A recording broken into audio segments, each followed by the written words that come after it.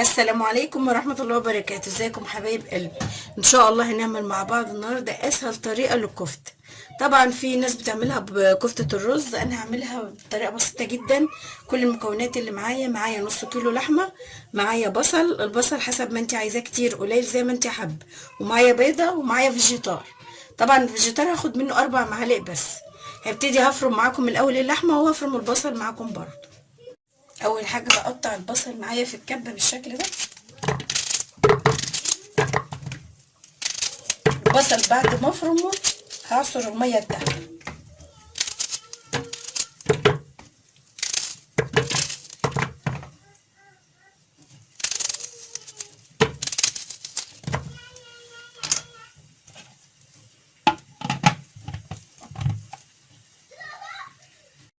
معايا كده يا جماعه، حطيت البصل بالشكل ده في الكبه بتاعتي، هفرمها بقى. كده انا فرمت البصل بالشكل ده يا جماعه زي ما انتم شايفين كده الاول، وهفرم وراه على طول اللحمه.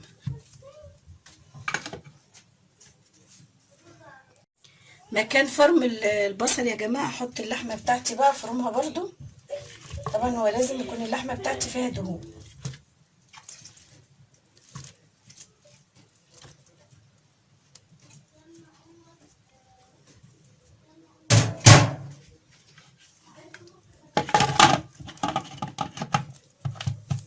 هفرمها برضو وهرجع لكم تاني. كده انا فرمت البصل بالشكل ده زي ما انتم شايفين كده يا جماعه، وصفيته من الميه بتاعته. كده هنزل بقى باللحمه المفرومه معاكم كده، هنزلها على البصل على طول.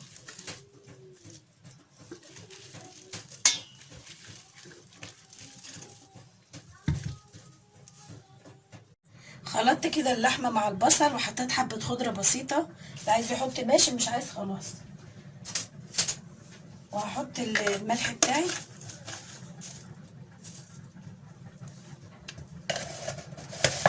وهحط بابريكا.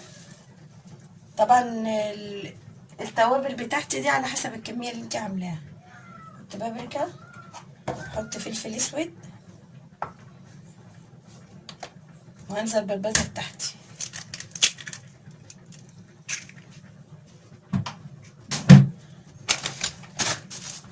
وهحط بقى 4 معالق فيجيتار.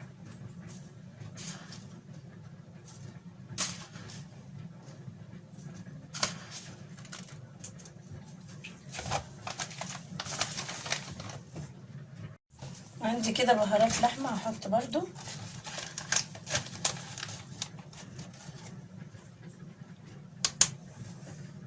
حطيت كل المكونات بتاعتي، هبتدي ان انا اخلطها كويس جدا كده مع بعض.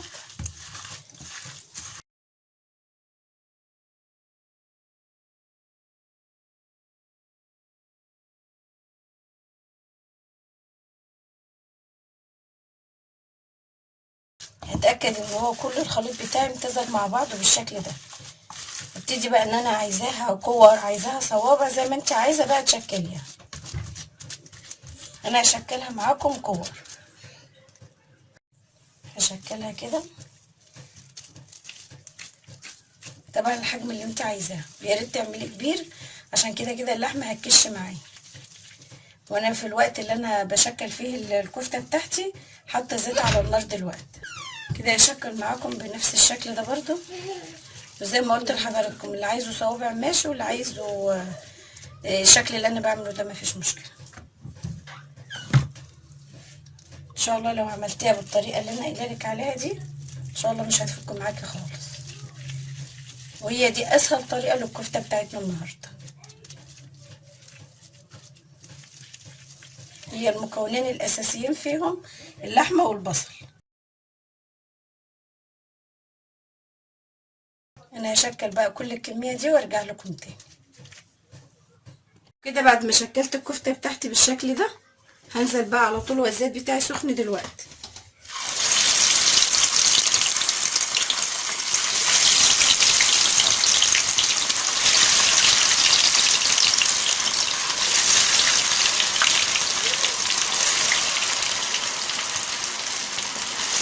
ولازم في الاول كده يكون الزيت سخن جدا، وبعد كده توطي عليه عشان اللحمه تستوي براحتها. اول ما تاخد لون كده هقلبها على الناحيه التانية واوريها.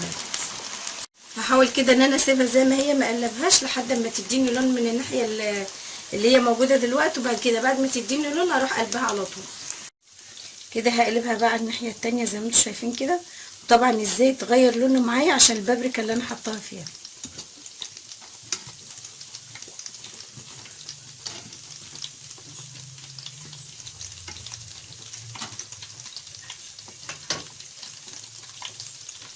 هحاول اكمل كده في المكان الفاضي ده عشان الوقت بتاعه.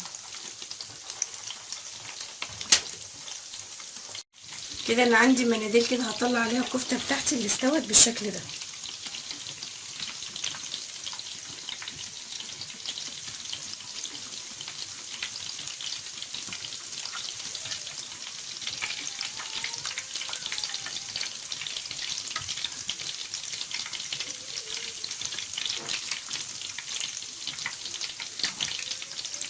حاولي اول ما تحطي الكفته لازم تكون النار عاليه عشان ما تفكش معايا.